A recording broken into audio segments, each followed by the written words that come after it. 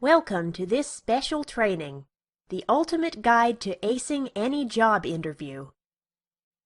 Now let's get started. Sooner or later, everyone must face the daunting task of interviewing for a job. Whether it's for just a job to keep your bills paid, or if it's the dream job you've always wanted, there are many things that you have to remember before you can get that job that you so desire. Most people assume that the most important part of a job interview is showing up well-groomed, but there is more to it than that. Everything that you could ever want may be riding on your behavior at a job interview. The smallest thing can mean the difference between your having a new job or you're still pounding the pavement trying to score a new interview. It is common knowledge that it is generally the smallest detail that causes people to fail a job interview. The fact that you can score an interview at all shows that you already have the right stuff for the job. However, scoring the interview is merely the first step in the journey to getting the job of your dreams. This training is your comprehensive guide to winning that job that you so crave. You will have all of the knowledge required to get your body through that door and ace any interview.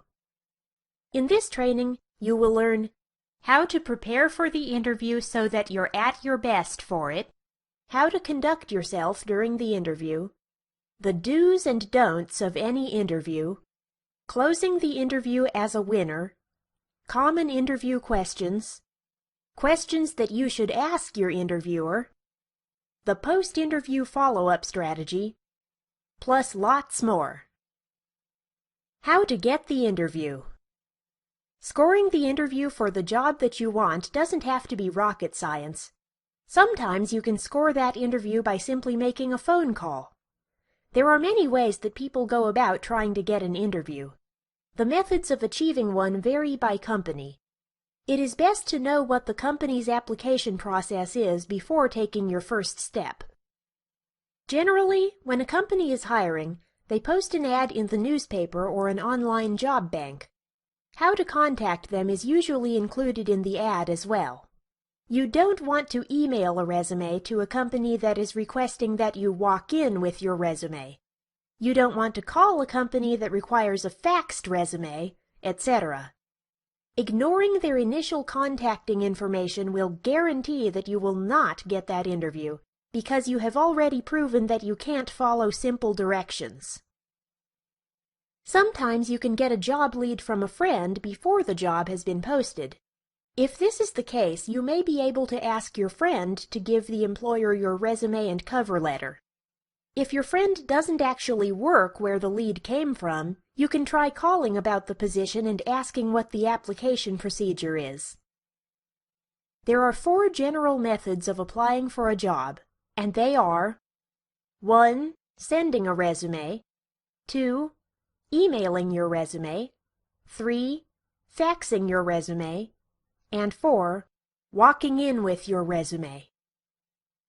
Sending a resume. Some companies prefer that you mail in your resume. For this type of approach, it is best to include a cover letter with your resume. The cover letter is a basic letter that describes the position that you are interested in and a few details of your qualifications and skills. It is basically your lead-in to your resume. Before writing your cover letter, you should know to whom the letter is to be addressed. You never want to begin a cover letter with "Dear Sir" or "Madam," or "To whom it may concern," if you can possibly avoid it. It shows that you have not prepared and done your research into the company, and that you are not looking for a specific position with their company, but any job that you can get your hands on. Basically, it is disrespectful to your prospective employer. Emailing your resume. Emailing resumes is becoming a commonplace way for recruiters to get resumes. Most companies offer this method as an alternative to the others. However, there are a few tips on how you should go about it. You should attach your resume as a Word document or PDF file. These are the most common formats and what most companies will accept. The subject line should read, your name and the position you are applying for. For example, Smith, John, clerical position in brackets. This makes it easy for the recruiter to know who the email is from and what it pertains to. It also assures that your email will be read. Sometimes there are specific methods for addressing an emailed resume. Some companies have certain subject line requirements, so be sure to follow them. If your company wants you to paste your resume in the email, don't send an email with an attachment, because then your email will be deleted right away. Faxing your resume. Again, you will need to include a cover letter when you fax your resume. If you are not using your own fax machine, be sure to include your proper contact information. The rules for your cover letter are the same as for mailing your resume. Walking in with your resume. For this type of application procedure, you will want to dress appropriately. You would want to dress just like you would for an interview. Companies usually ask you to do this if you are going to be working directly with customers. They ask for a walk-in because they want to get a look at your grooming habits right away. Sometimes a walk-in will have the employer giving you a brief interview on the spot to see if they will require a formal interview later. So be on your best and most appropriate behavior. Also, walk-ins do not require you to bring in a cover letter with your resume. Your appearance is kind of like your cover letter. Sometimes you will be requested to fill out an application form as well. Smile and be polite, no matter who you are talking to. That could be the difference between getting an interview and just taking an extra trip for nothing. Telephoning for an interview. It is not particularly common anymore for companies to ask you to call them for an interview. That is usually saved for jobs that include sales or jobs that are not so easily applied for by the other methods. Telephoning for an interview is a bit common when a company requires that you be on the phone a lot. It gives them a feel for the quality and the personality of the person on the phone. When interviewing for a job over the phone, always speak in a clean and clear manner. Be polite and prepared to answer any questions that may be asked of you. If you are asked your experience or previous work experience, be prepared to answer quickly and explain how long you have been doing that type of work and give a brief description of your duties. Preparing for the interview. Once you get the call for the interview, the next thing you have to do is prepare for it. You can never over-prepare for an interview. The more prepared you are, the harder it will be to make mistakes. It is best to prepare yourself emotionally as well as intellectually for an interview. Giving a great interview is not as hard as some may think, but not as easy as others do either. Here are a few things that must be done in order to prepare for your next interview. Remember, during an interview, you are a salesman. You are there to sell yourself to your prospective employer. You want to market yourself in the most interesting way possible. Great preparation for the interview is your best bet. A salesman who is knowledgeable, friendly, and positive always gets the close. Do your research. It doesn't matter how much experience or knowledge you have about the position that you are trying to get in a company if you don't have a clue who the company is or what they do. It is disastrous to enter into an interview and not be able to tell your interviewer what their company is about. How else are you going to tell them why you feel that you would be a good addition to their company? A good and less time-consuming way to get to know about a company is to look up their website. You can get all of the general knowledge about them that way, including the names of key people and their job titles. There will be more on that in a minute. You should sift through most of their pages, including the pages that show samples of their work or products. You can also look them up in media reports if there are any. Read the articles about them and soak in as much information as possible. Another thing that would be nice to do is to check out the surrounding area around the company. It makes for a nice way to break up the interview. You could make a comment about a particular monument or vacation spot nearby. A more clever way to get a little extra information about the company is to call them on the phone and ask general questions. without referring to yourself as a potential employee. It's a nice way to get the goods on upcoming promotions and things like that. Know your contact. When called for an interview, ask to whom you will be speaking. It's nice to be able to greet your interviewer by name at the beginning of the interview without first being told who they are.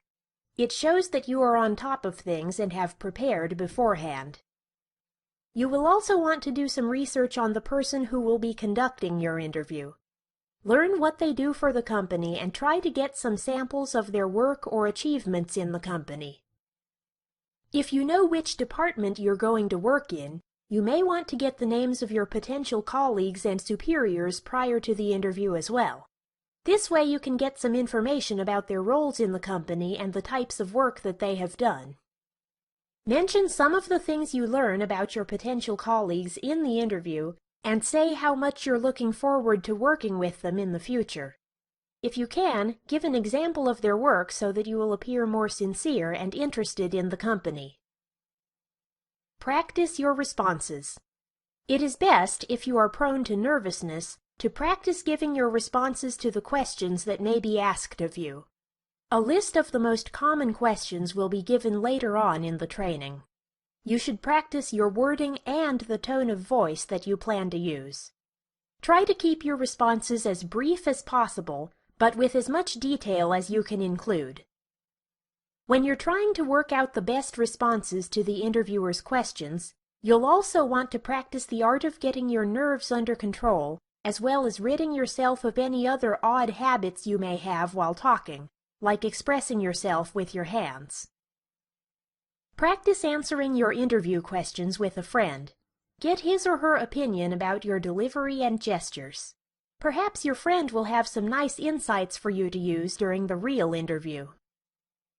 Dress the part. Pick out your outfit the day before your interview. You want to make sure that your clothes do not have any wrinkles or stains on them. Pick an outfit that best suits the type of job that you are applying for. If you are going to work in an office setting, you should dress conservatively. Soft earth tones are best for women. Try to avoid miniskirts and shirts that show too much skin. A nice dark suit is good for a man. Of course, if you are planning to work outdoors or in an artistic environment, you can dress a little more casually.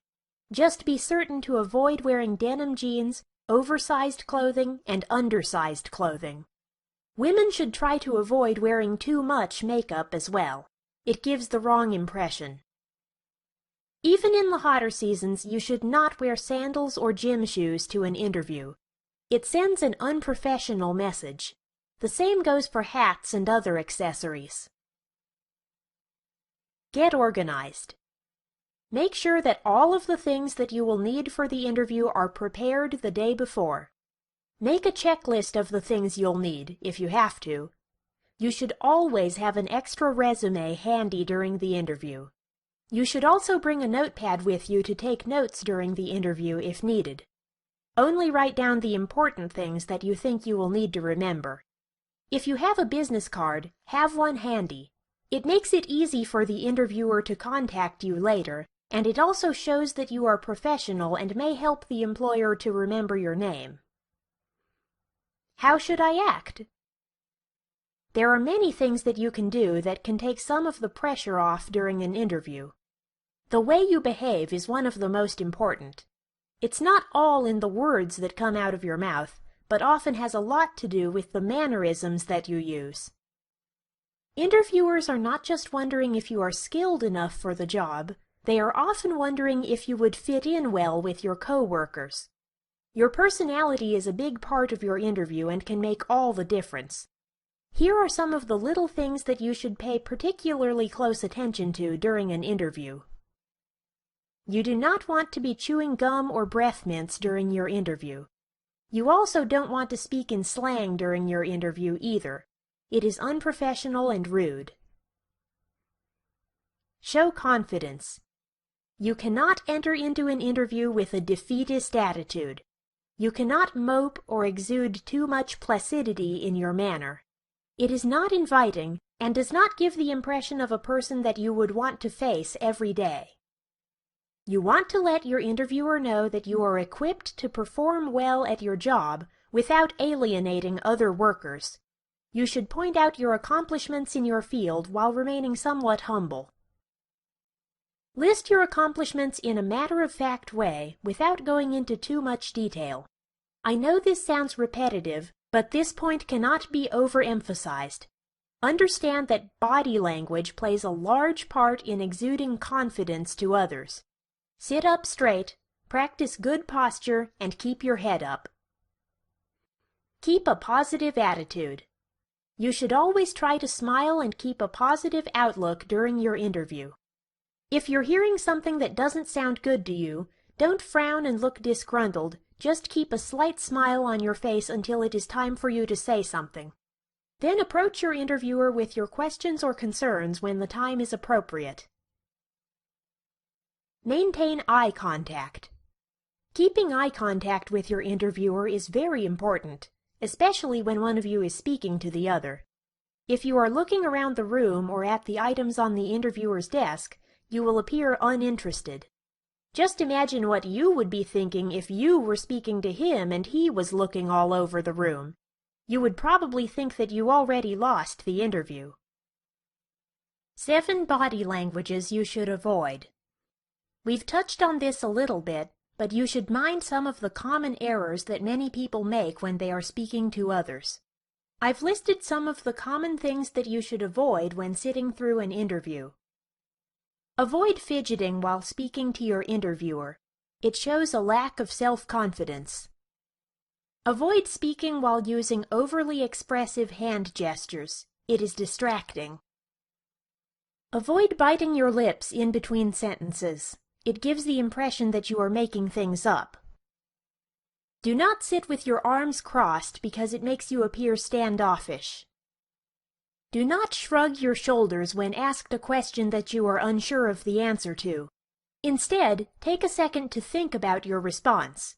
Shrugging your shoulders gives the impression that you don't know the answer.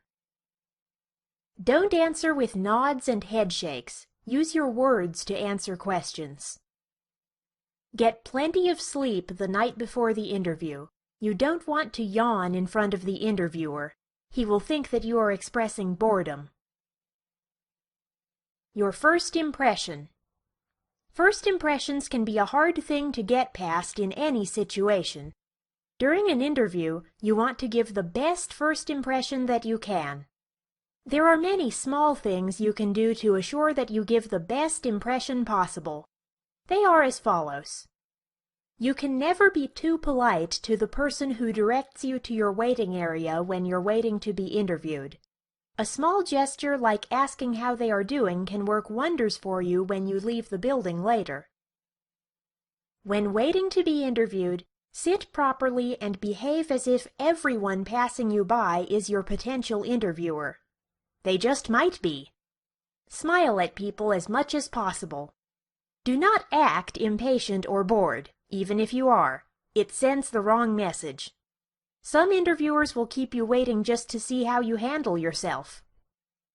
Greet your interviewer with a firm handshake and a smile. Remain standing until your interviewer asks you to be seated. It is simply polite and shows proper etiquette. Again, dress according to the type of job that you are applying for. Show yourself to be well organized by having all the things you need for the interview. While waiting, do not eat or drink anything. Don't chat on your cell phone while waiting for your interviewer. It makes you look distracted. The do's of acing an interview. There are quite a few things that you should do and not do during an interview that could make the whole thing a lot easier for both you and the interviewer. I have listed them briefly in the list that follows. Do arrive on time, or preferably at least 10 minutes early. Do refer to the interviewer by name. Do smile and use a firm handshake. Do stay alert and act interested throughout. Do maintain eye contact at all times during the interview. Do make all comments in a positive manner. Do speak clearly, firmly, and with authority. Do accept any refreshment offered. Do promote your strengths. Don'ts of any interview. Don't be overly aggressive or egotistical. Don't spend too much time talking about money. Don't act uninterested in the company or the job. Don't act defensively when questioned about anything. Don't speak badly about your past colleagues or employers. Don't answer questions with only a yes or a no. Don't make excuses for any bad points in your work history. Don't excuse yourself halfway through the interview, even if you have to use the restroom. Don't ask for coffee or refreshments. Closing the interview. Once you have run the bases of the interview, it is still important that you end the interview well. The hard part is over, and now all that is left is for you to close out the interview in the same winning manner. Wait until your interviewer or interviewers stands up or requests that you do. Say your goodbyes. Thank the interviewer or interviewers for taking the time to see you. Offer another firm handshake and ask when you might expect to hear from them about their decision. Quick overview and extra tips that will help you ace your interview. With all of the information that was given in this training, you would think that you've learned everything there is to know about acing an interview. However, there are still a few more tips that you should know, and a few more helpful hints. You need to 1. Market your skills and related experience in the field that you're applying for. Be sure to do it in a positive way. 2. Researching the company before your interview is a good way to know where you would fit into it. It lets the employer know that you really want to be a part of the company, too. 3. Bring your list of questions with you in a folder with the company's name on it so that you don't forget them. You should also keep your extra resumes in that folder. 4. You want to describe your weaknesses as strengths. For example, saying that you are over-enthusiastic about performing at your best. 5. Since many interviewers ask you what your biggest fault may be, you should pick a fault that is actually a good thing. Try saying, "I don't take on projects that I can't give 110% on." 6. Let your interviewer bring up the topic of salary first. 7. Don't volunteer your personal opinions to your interviewer about any subject unless you are asked. 8. Try to establish a good rapport with your interviewer. Be casual but professional, and most importantly, be yourself. Common interview questions. Every interview consists of the interviewer asking you a great number of questions. Many of them are standard questions that every interviewer asks. I've listed the most common questions that you're most likely to encounter during an interview to help you get a handle on them before you go to the interview. It's always good to be prepared. By listening to these common questions that interviewers ask, you will have a leg up on the competition. You will also have time to prepare your answers so that you don't get stumped. So here is your key to acing a job interview. 1. Tell me something about yourself. Remember, say something positive.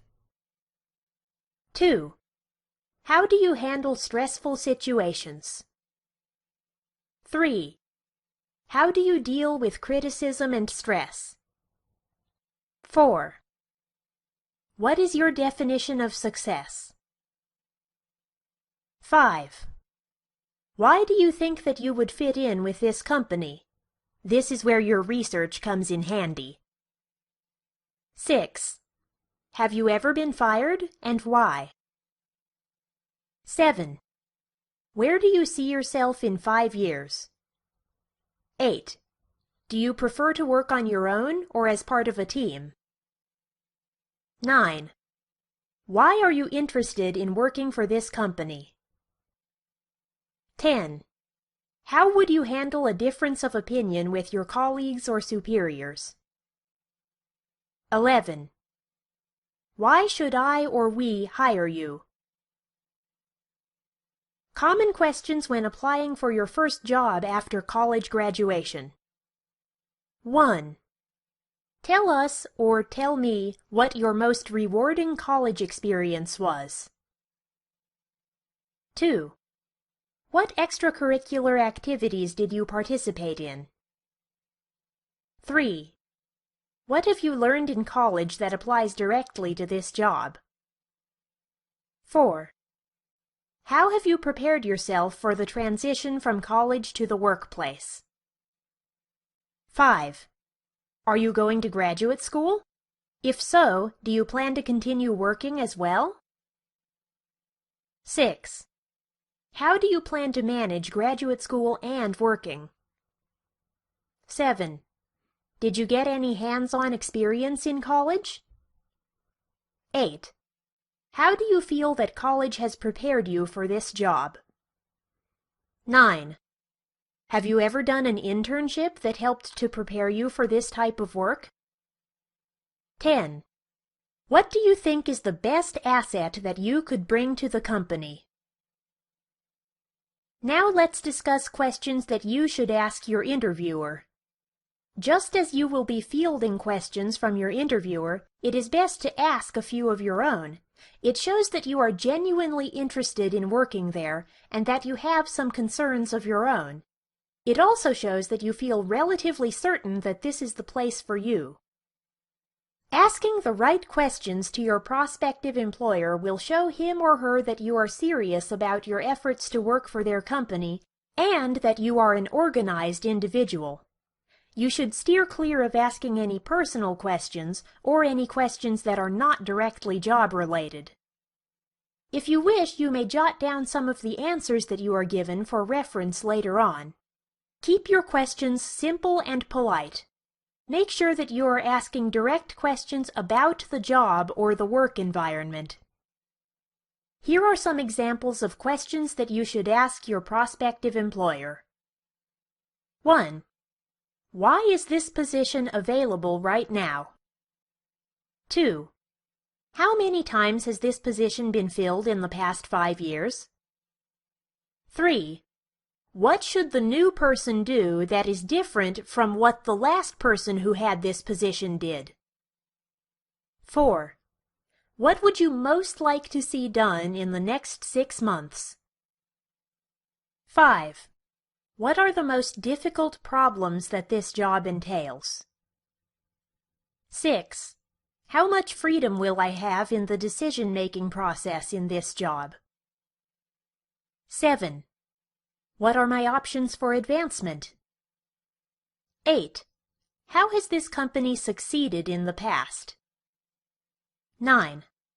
What changes do you envision in the near future for this company? 10. What do you think constitutes success in this job? Questions employers cannot ask.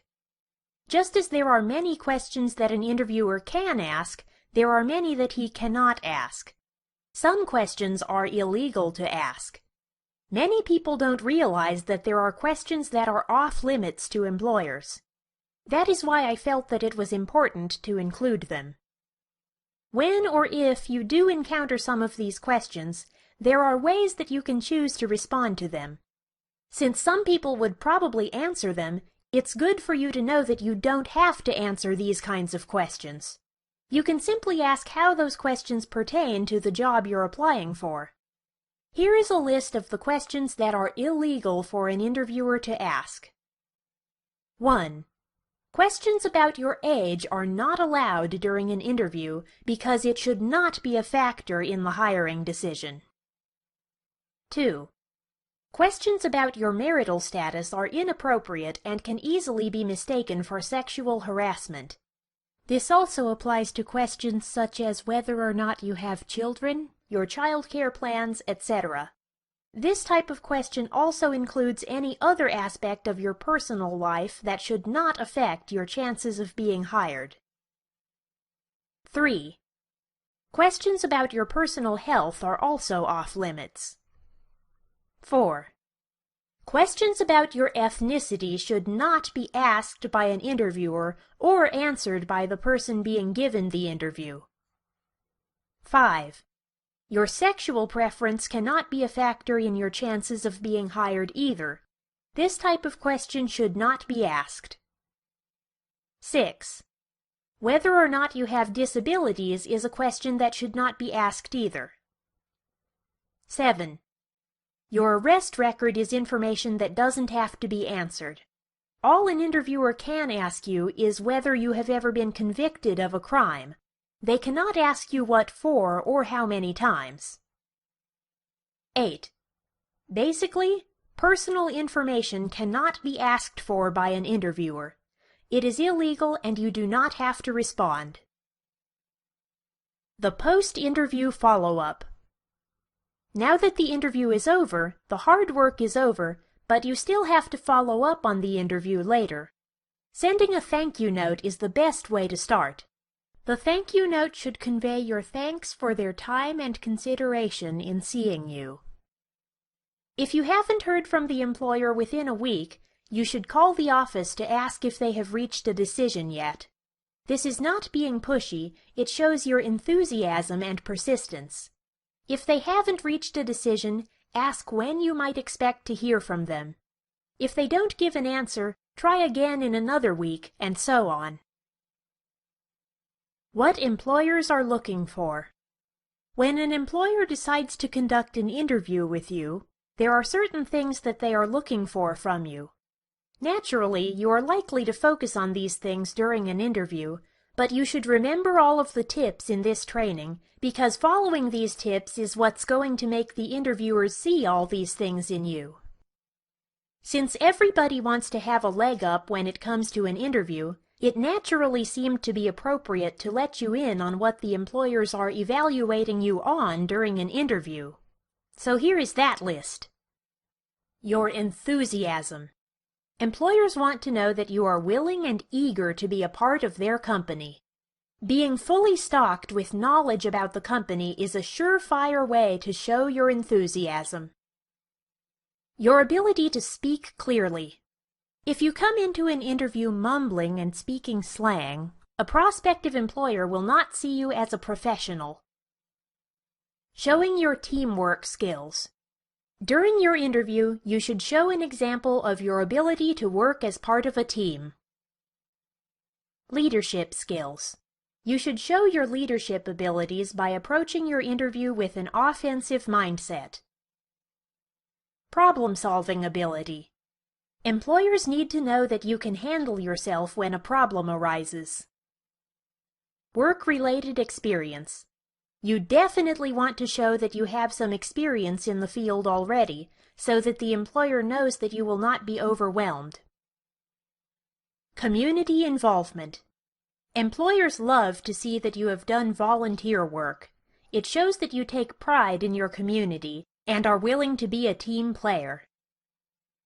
Company knowledge.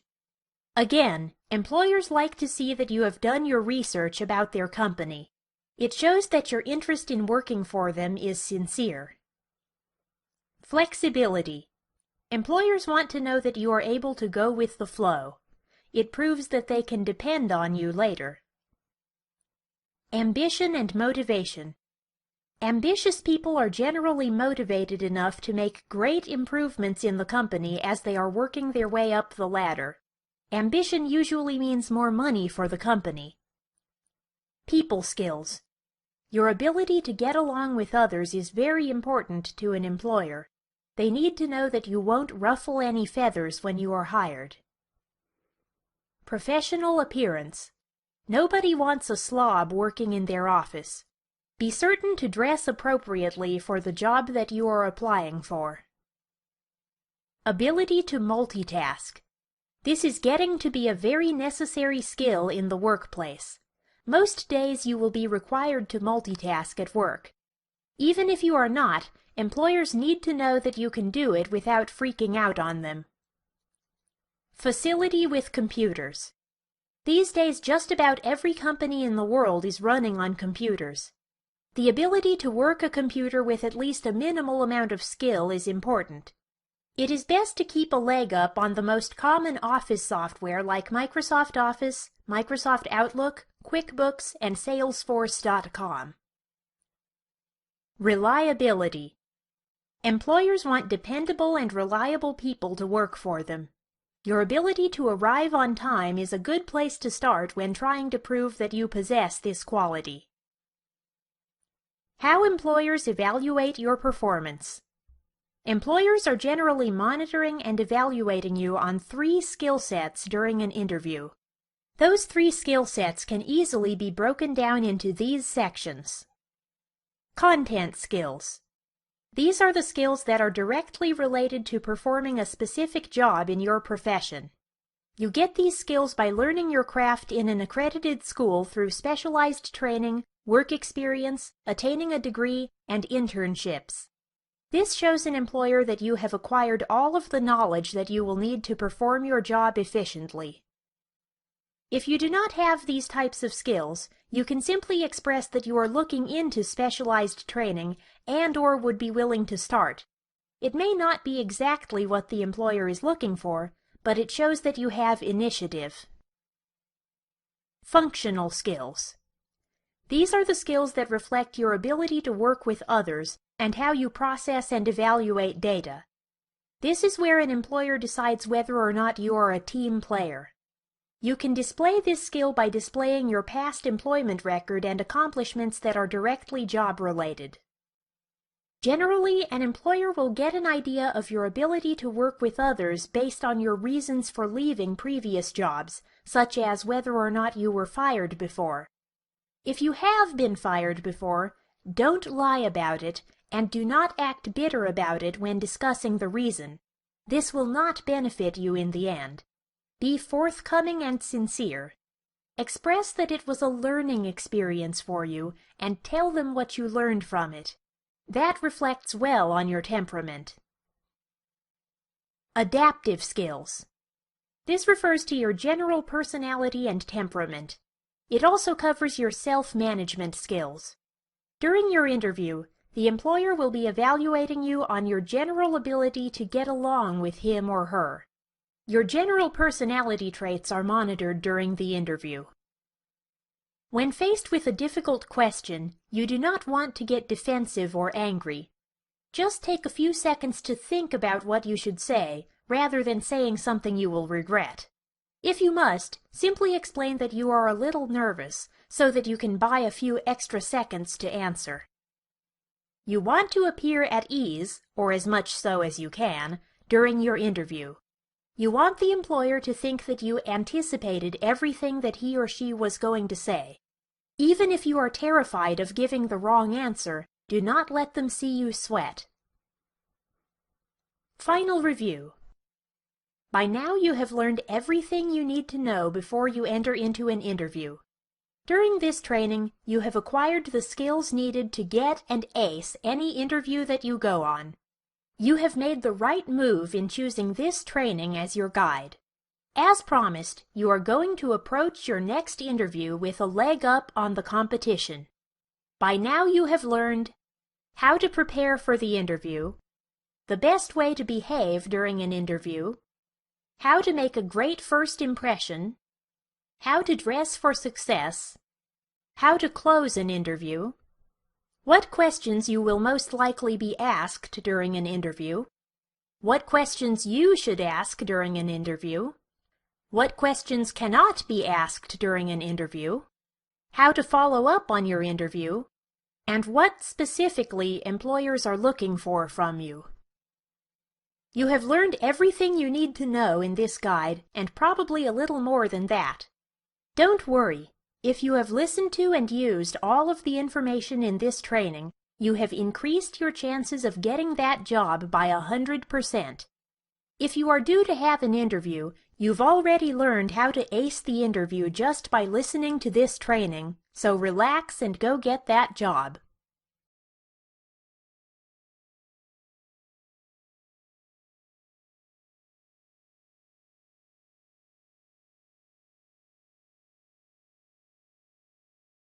Welcome to this special training, How to Write a Rockstar Resume, which is also known as a CV, Curriculum Vitae, that secures you an interview spot.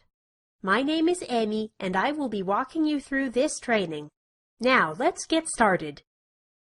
In this training, you'll learn how to write a rockstar resume without a struggle, how to transform your resume and sell yourself to a potential employer, the key qualities your potential employer wants to see on your resume, tricks for writing a high-profile resume that secures you an interview, plus lots more.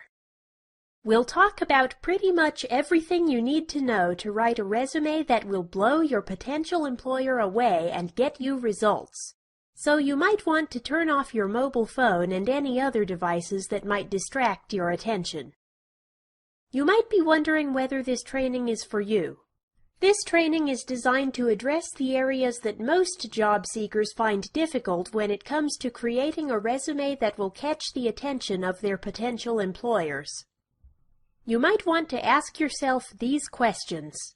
Do I struggle with writing my own resume for a potential employer? Where do I start when writing a resume? How should it look? Am I unsure of what to include, elaborate on, and omit? How do I present my information, qualities, and work history in a manner that makes me attractive to my potential employer? Does the thought of even writing a resume scare me? If you have answered yes to any of these questions, then you can rest assured that you are not alone. I've always found it difficult to write the perfect resume, or even a decent one for that matter. I was once in your shoes. For my first job, I would find example resumes and copy those, or just use my own idea of what a resume should look like. This led to some interesting times, and usually did not result in me getting the job that was just right for me. It's important to note that there are a number of different styles of resumes that you can use, and you may find some styles more suited to you than others. This training is a guide intended to provide you with a template for a resume that contains the most important information that your future employer will want to know. More importantly, the techniques you'll learn in this training have worked for me in the past, so I know they'll work for you too. I'm going to explain all of these points and more, and by the time you have finished watching this training, you will know exactly what you need to do to write a killer resume. You can use this guide to write a resume for any job in any industry. As long as you follow my tips, your resume will get you interviews. Remember, a first impression lasts. Let me share this with you. In my first resume, I followed a set template and I didn't question it at all. It had my name in big letters centered at the top of the page, which was good, and my contact details underneath in minuscule font, not so good. It was only years later, when I had successfully used this resume to apply for and get an internship, after undergoing a 3.5-hour assessment as well as an interview, that the inefficiency of this layout was pointed out to me. Why would I want to make my contact details so hard to read? The cold, hard truth about job applications is that people often don't have much time or patience for other people. The first piece of advice I want to impart to you is that you need to write for the employer and try to put yourself in their shoes. Imagine, for example, that you are the owner of your own small business and don't yet have anyone in charge of recruiting new staff. You still have to take care of deliveries, sales, and advertising on your own, so you just want the perfect new recruit to come along and get right to work. You don't have time for long-winded life stories or trying to read somebody's contact details in some tiny font. You want it all there in front of you, served up on a silver platter. When you sit down to write your resume, you need to picture your future employer in your mind. Think about what the organization is all about and write specifically to the organization. Tailor your resume to their business and the role you will play in it. Contrary to popular opinion, it is not just your cover letter that you need to tailor to each job position. Many people believe that resumes are simply a document designed to list your achievements in chronological order and to let people know everything that you have ever done. If you have ever submitted the exact same resume for two completely different job applications, you probably believe this too. This belief is something that needs to be changed. I will elaborate on this point more as we go through this training because it can mean the difference between getting the job and not even getting a second look. When writing your resume, you can use any number of templates or styles. I have provided a template to give you an idea of where to start. This template is the culmination of a fair amount of research on what makes the perfect resume. Such a thing doesn't actually exist, but there are definitely some common themes which most employers would appreciate seeing in a candidate's resume. To begin with, it is useful to have your name in a relatively large font in the top center of the page. This makes it hard to miss and will hopefully help your resume stick in the employer's mind much longer than other resumes with less eye-catching font sizes. When employers skim through resumes, and most, unfortunately, do just skim through them, they know exactly what they are looking for, so the fonts you use obviously won't win them over all by themselves. Just be aware of the fact that presentation is key to creating a favorable first impression. The next set of information to include is your personal details, such as your phone number, address, and email address, in a clear font at the top of the page. If you are an employer thumbing through a pile of resumes, you don't want to have to search the page for a phone number. These details usually go in the top corner of the page or just underneath your name. Find a style that works for you and that is aesthetically pleasing as well. In the job market, you can get a huge head start on your competitors simply by appearing better qualified than they do by using a stylish design and layout. Quick review. Make your resume unique. Make it stand out from the crowd at first glance so that it will entice your employer to read on. Make sure your name is clear and typed in a large font size. Make your contact details easy to read. You need to sell yourself by emphasizing your key strengths.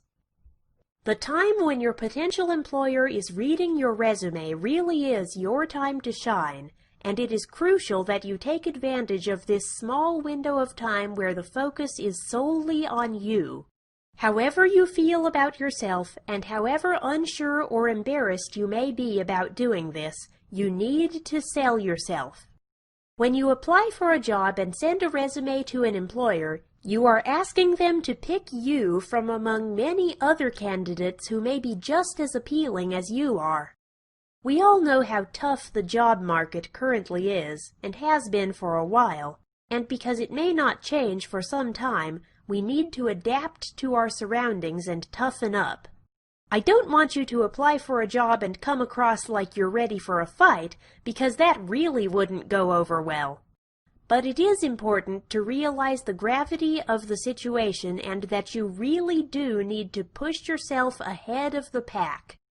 It's almost a primal feeling.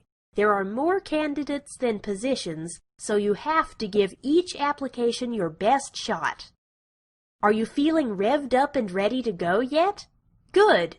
You'll need to, because the first section you should include underneath your name and contact details is your key strengths.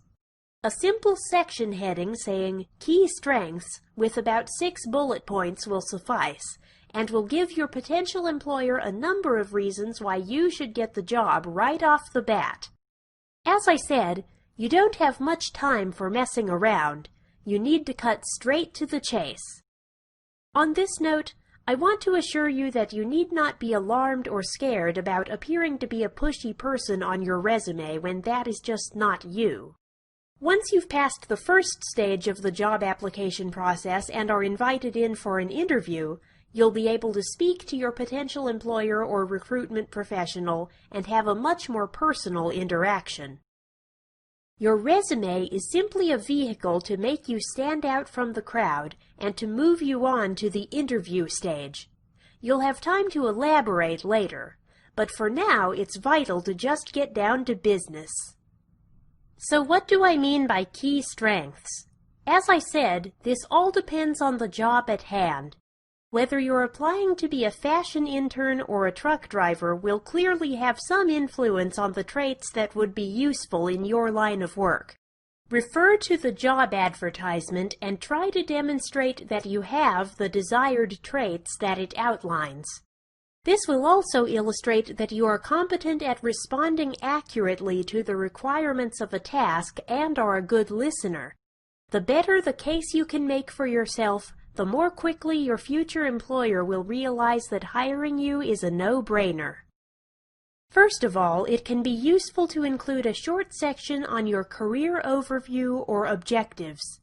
Do not spend too much time here. The shorter, the better. This is your self-introduction to your potential employer and is the one section where you are able to be the most personal.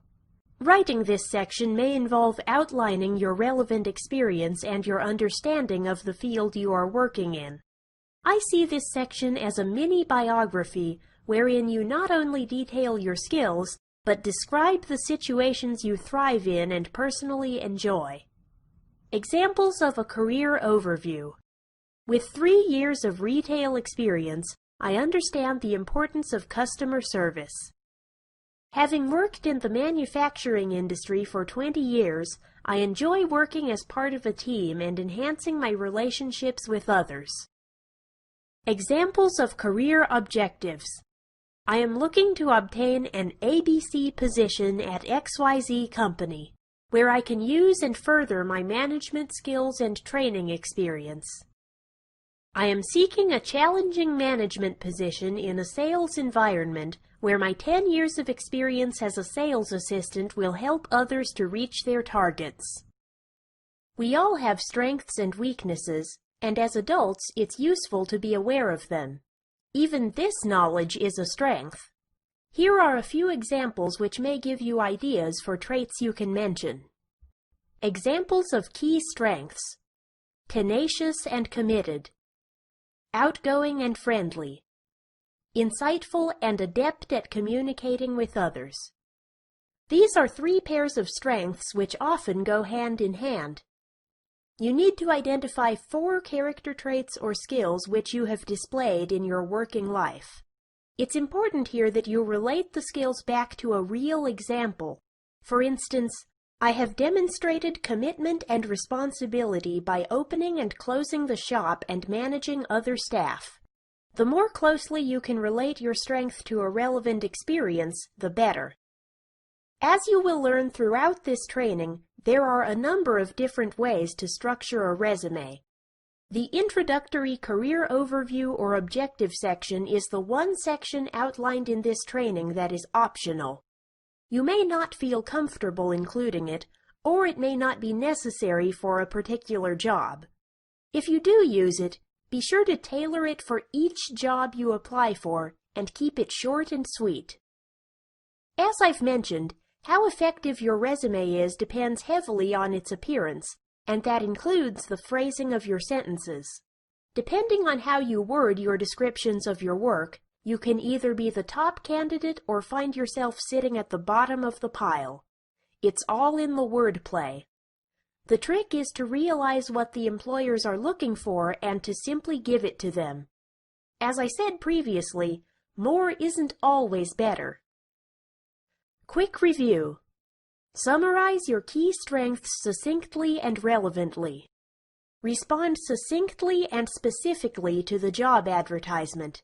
This will illustrate your ability to listen and provide correct information that answers a specific question. Include your career objectives or overview only if you feel comfortable doing so. Keep this section short and relevant to your experience and the position. Understand that this is your time to shine and show how brilliant you are. Think about your most positive traits. Be honest and positive at the same time. Let's talk about your employment history. This may be your first job or your 50th, but no matter where you are in your life, you can and definitely should make the most of this chance to talk yourself up. It really is quite fun, and therein lies the key to writing a great resume.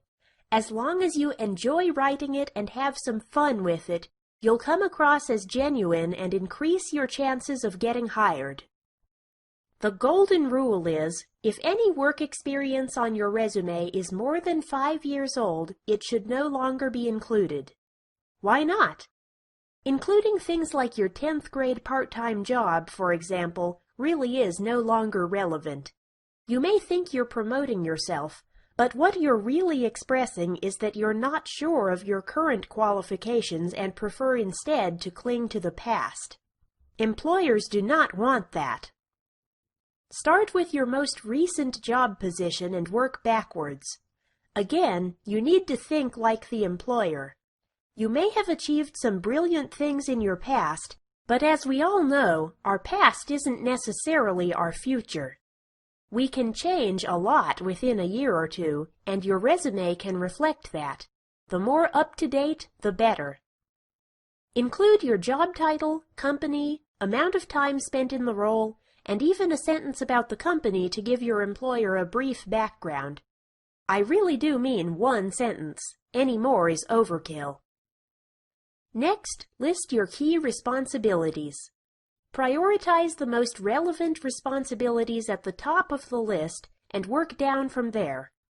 Using bullet points is useful and perhaps even preferred, as it will force you to keep your sentences short and to the point. Examples of key responsibilities. Assisting customers with personalized recommendations and matching products to their needs. Managing staff and organizing the monthly roster.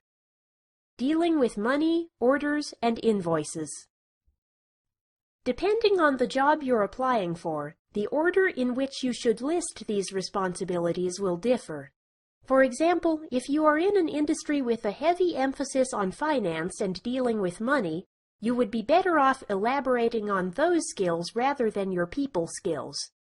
If you are applying for a front-line customer service job, however, those two sets of skills would be listed the other way around. If you're ever unsure of what to include or where to list a particular responsibility, look over the job advertisement again. Even by simply giving them what they ask for, you are demonstrating your ability to listen. Below your key job responsibilities, you can include a list of key achievements. These are outcomes or experiences that you are proud of and that you had a direct hand in achieving with the role you played. If you haven't been at your job for very long, this can be harder to do, but don't feel the need to pad out this section.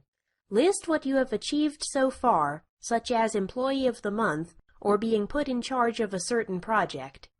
Once again, these seemingly small achievements can allude to a much larger potential. Just because you can't see it right now, it does not mean that your employer won't. Examples of key achievements. Being responsible for coordinating the roster and managing staff over the weekend. Developing confidence in my ability to sell products tailored to customers. Working with others in a professional environment and managing team projects to meet deadlines. Quick review. Your achievements are more important than you may think. Even if you don't think they amount to much, your employer will. Keep your role duties and responsibilities to a minimum. Give a brief outline, but focus more on your achievements. Start with your most recent experience and work backwards. Current information is best. When it comes to your education, how far back do you go? Well, think back to your high school days. Do you remember competing to be at the top of your class and constantly winning every math competition? Or perhaps you were homecoming queen and class president with a wide social circle. We are taught from a very young age to aim high in life, and this often causes some confusion when applying for jobs. Why wouldn't an employer want you if you were at the top of the class in all your subjects? Well, the honest truth is that your school experience is largely irrelevant when you start work. You may have gone through some tough times in high school, but it is important to understand that what you did or didn't achieve in school isn't quite so important now. So, when writing your resume, you may be wondering what you should or shouldn't include from school. Firstly, this depends on your age. If you are still in school, then your school experience is relevant, and you should include your school or college details, as well as your chosen course of study. Any achievements that are relevant to your current situation and the job you're applying for, such as class awards, research grants, or student prizes, should be mentioned. However, if your college days are a distant memory, it is enough to simply put your college's name, your course of study, and the dates. Once you are well out of tertiary education, it is no longer important to include details about things you accomplished in school. It just doesn't matter, and it takes up precious resume room. My rule of anything older than 5 years is out applies here, too. Unless a certain qualification is very relevant to the job at hand, don't include it. If it demonstrates a clear commitment to your industry, however, you may deem it relevant and beneficial.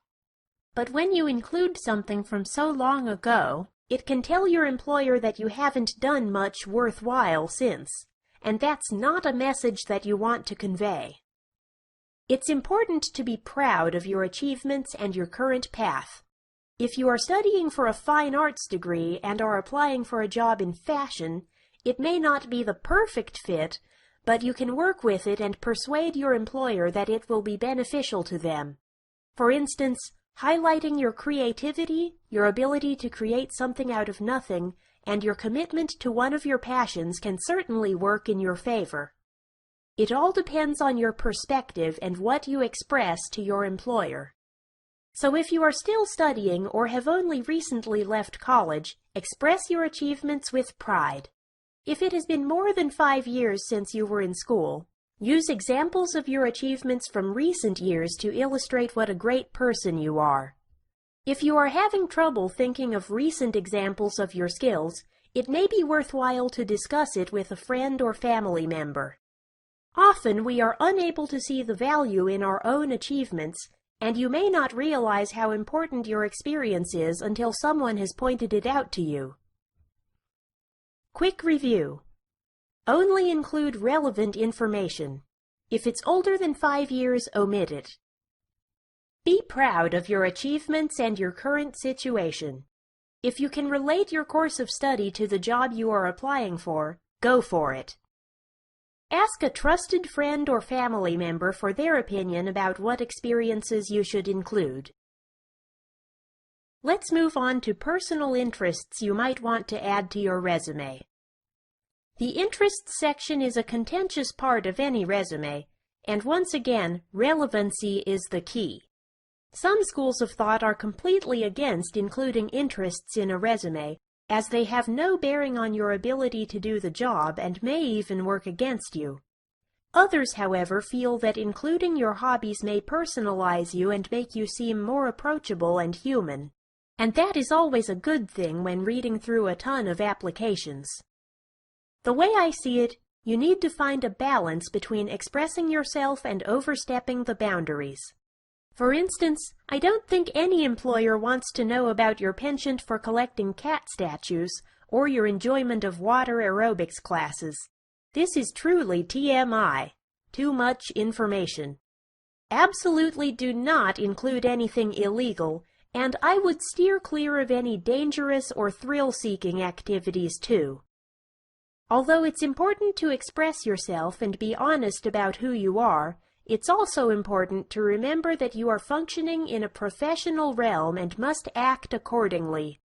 Once you are past the initial application stage and reach the interview, it will become much easier to let your true self shine. Giving hints about your personality on your resume is fine, but only as long as those hints lie within the boundaries of professional behavior. So what should you include? Please don't be scared by this list of don'ts. I've just heard too many horror stories of poorly judged and unfortunate inclusions on resumes that have led to terribly embarrassing situations. I do not want this to happen to you.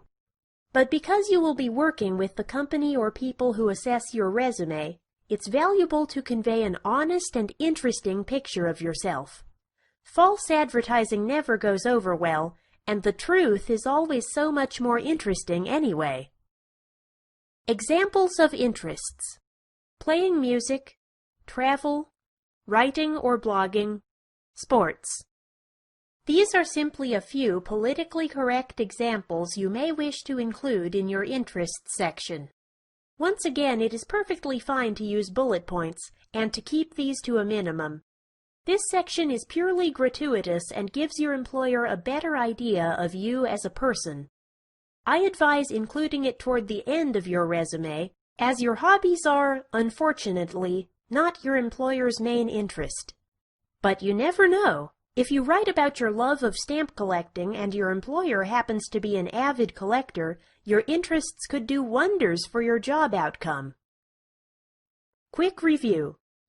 Keep your interests section short and sweet. Be honest about who you are, as it will make you seem more human in what can often be a distant and impersonal experience. Don't include anything illegal. Let's talk about choosing your references. Whom you choose to use as a reference on your resume can really make or break your job application. You may be lucky and have a stack of kindly ex-employers to choose from, or you may be unsure of who to include. Your potential employer will call and speak to your references, so do choose carefully. Think back to all of the professional authority figures you have worked with. It's okay to include volunteer managers or coordinators in this section, as you have most likely worked with them in a professional capacity and demonstrated transferable skills in your volunteer role. You also do not necessarily need to include your direct supervisor if you have worked with numerous bosses. It is very important to choose references with whom you get along well and who have honestly been impressed with your work ethic. To help yourself along, it is important to inform your reference of his or her inclusion on your resume. It is a strange but true fact that many people list references without actually consulting them first. This hinders you in more ways than one. It not only causes your reference some embarrassment, but also does not allow him or her to discuss your strengths in relation to the specific job you have applied for. Plus, it makes you look disorganized to your potential employer. Once again, it all depends on the job. If you list a former volunteer coordinator as a reference for a business role, the skills and experiences they talk about may not be the most fitting, and may not provide the employer with a real sense of security about your position in their workplace. It is helpful to include a variety of references, if possible, to illustrate your competence in a number of roles and across different fields. Do not include a family member or friend, as this will not appear particularly professional. More importantly, it will say something about what you deem appropriate or not as part of your professional life. Your potential employer will be very interested in what your references have to say. If necessary, remind your references, tactfully, of some of the achievements you have mentioned on your resume or that you would like them to discuss. Hint, hint. For your potential employer, talking to your previous manager who has had first-hand professional experience with you is invaluable. There is a great difference between what you write about yourself and what a third-party authority says about your work ethic. Your potential employer will greatly appreciate what your previous employer has to say about you, especially since they may share the same understanding of what is important in a good candidate. Inform your references and then let them take care of talking about how fabulous you are. Quick review. Inform your references about the job you're applying for and give them as much information about your potential employer as possible. Choose your references carefully and make sure they are appropriate. Include a range of references to demonstrate your competence over a range of fields and skills. Never underestimate the importance of providing the right reference. This is really important in improving your job prospects. Someone might be asking, what if I haven't worked before? How do I deal with this when writing my resume? So far we have discussed a number of sections to include in your resume, many of which revolve around previous work or volunteer experience.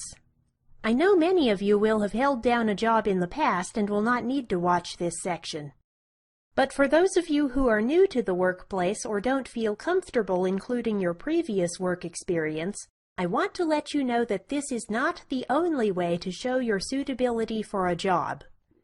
The sections we have previously discussed still apply to you.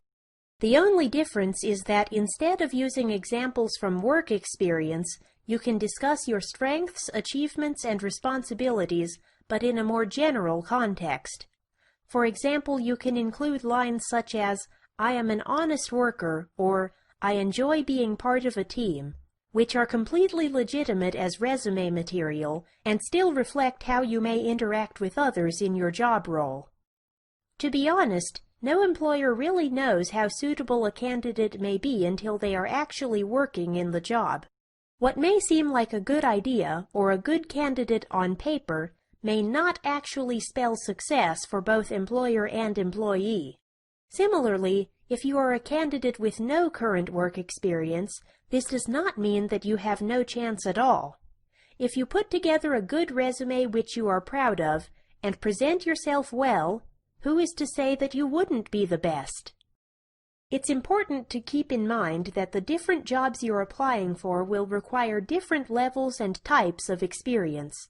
This can work for you because certain jobs will simply require particular personality traits, and the employer will happily train the right candidate. This means that you and the other candidates are all on an even playing field. You may even be ahead of the game. So many employers simply want someone who is motivated, dedicated, and willing to learn. They will do the rest. If you give them this, they will take a chance on you, train you up, and teach you to become a better worker. Also, remember that you have a lot to offer. Just because you may not have the most experience, do not discount what you do have. Everyone has to start somewhere, and even those people who seem like they are a pro, so to speak, at applying for and getting jobs were once inexperienced novices. It is best not to compare yourself, because if you are unsure of yourself already, comparisons and negative self-talk will only make it worse. Trust yourself, and know that the right employer will find you, often when you least expect it. Quick review. A lack of professional experience does not mean a lack of skills. Think outside the box and make the most of your current abilities. Have faith in yourself. You don't know what the competition is like, so there is no reason to assume you're not the best candidate. Tricks to make writing your resume easier for you. You may be watching this and thinking, how am I going to find the time and energy to change my resume every time I apply for a new job? And this is indeed the hard part. It may be that you know yourself well and have no problem writing honestly and succinctly about your strengths and experience. You may even enjoy it. But knowing what to add or remove for each job application is tough and can be exhausting. Have a base copy prepared. I find that having a base resume helps ease the load. Save a copy of a general resume which you can tweak for each application, but never override the original. Think of it as a blueprint to work off of each time. Be sure to tailor each copy for each job application you complete. I know that this may seem like the most arduous task in the world right now, but it's not really that hard. If you keep your blueprint, read the job advertisement, and most importantly, really want the job, you will easily be able to make some small changes that will have a great effect. Choose a nice font in a decent size. This may sound obvious, but little things like these can reveal certain things about your personality that you may not realize. For example, choosing an excessively fancy font or putting the text in a very small size makes a relatively simple job a lot harder for your future employer. If this is how you deal with a simple Word document, how will you handle a role with a high level of responsibility? Research different resume styles. I've designed this guide to help you increase your understanding of what you have to offer an employer and the best way to present this. However, this training is only a guide and should be used only as you see fit. You may prefer to structure your resume in a different way, or may prefer not to include sections that I've talked about, or in this specific order. That's fine. Although I've talked about the importance of being sure of yourself and not comparing yourself to other candidates, it can be useful to take a look at other people's resumes strictly as a learning tool. See what other people do, or don't do, and decide what you like best. Ultimately, your resume is a reflection of you, so you get the final word on what goes on it. Learn to keep your resume short. How many pages should your resume have? I say no more than 2. I know I've labored this point a few times during this training, but the employers do not have much time. This means that both the length of the resume as a whole and the length of each paragraph should be kept to a minimum. Keep your paragraphs short and your sentences shorter. If you can show how fabulous you are in less than 2 pages, that shows another skill that you don't necessarily need to write about. Show, don't tell. Things not to include. Date of birth, unnecessary. Photo, contentious but unnecessary as well. I have great communication skills. Let your writing skills demonstrate this. Employers are not allowed to discriminate against you based on your age or your appearance.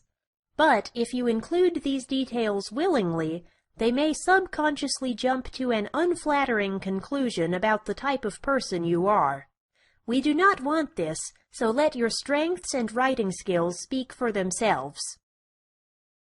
Adding the finishing touches to your resume. It is essential that you proofread your resume.